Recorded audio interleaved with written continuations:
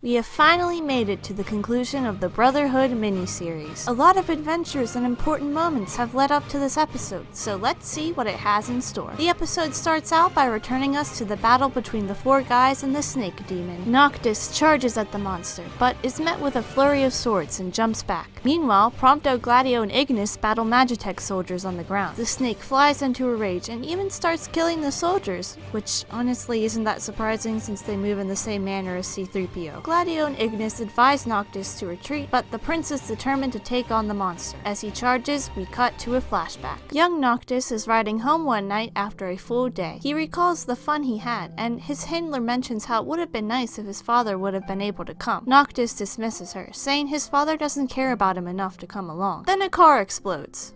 Like, not even a second after, just blows up.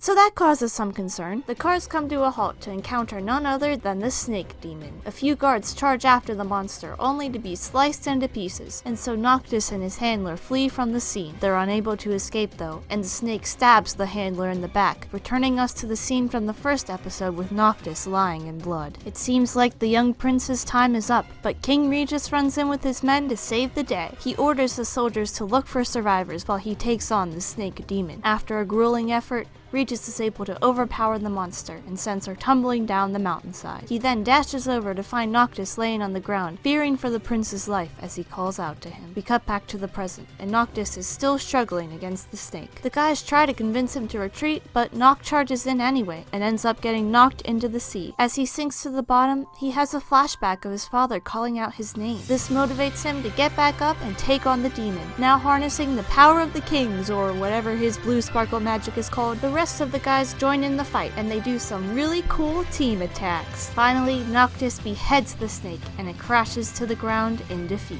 Noct stares out into the ocean, and recalls himself waking up to his father by his side after the snake attack. Regis promises him that he will never let anyone hurt him, causing Noctis to tear up in the present as he remembers his father. The other guys watch on in thoughtful silence, deciding to let Noct have his moment. We then cut to the four guys riding in the car. They discuss their goal to defeat the Empire, and have a bro moment to finish off the episode. Overall, I think this is a pretty solid conclusion to the Brotherhood series, although it has some aspects to it that feel a little iffy to me. The episode was mainly focused on action, which I definitely enjoyed, but I wish it had a little more story elements to it considering it's the conclusion to the series. Yes, the battles did serve as character moments, such as Noctis fighting the snake showing he's finally growing into his role as king, but I wish there was a little more dialogue to really explore these important moments. And in general, I would have liked if they reference Prompto, Gladio, and Ignis' episodes more, although you can somewhat see how each of those characters have grown by their interactions in this episode. Episode 5 also tries to remedy some of the conflict between Noctis and his dad. I don't necessarily mind that their relationship isn't perfect, and a part of me does find it interesting that they still have some unresolved feelings between each other. I just feel that this episode's attempt to mend the relationship feels a bit shallow. Like, of course Noctis is gonna feel like his dad cares about him when he literally saves him from dying. Regis saving Noct does show that he cares for his son, but it also just shows that he knows he can't let the prince die yet because of his saving the world stuff. I think it would have been more convincing if there was a scene, or even just a short exchange where Regis showed interest in Noctis as a person. Maybe they could have had Regis make a comment about the fireflies after Noctis woke up, and that could have been a little bonding moment where the two actually connected on something. Overall, what I'm trying to say is that it feels a bit cheap to make Regis saving Noct's life the thing that makes the prince think his dad cares, because it kind of forces him to come to that conclusion. Still, even if the moment didn't serve to solve the problems between Regis and Noctis, in my opinion, it did work as a good growth moment for Noct. If we want to get really pretentious, we could even argue that the snake monster acts as a symbol for the challenges Noct faces in becoming a king. When he was young, he always relied on his father to come save the day and protect him from the hardships of his future. But now his father's gone, and he has to take down these challenges on his own. Noct's determination to win this fight shows that he's finally accepted his duty and is ready to be a king. And when he falls down or reaches a roadblock,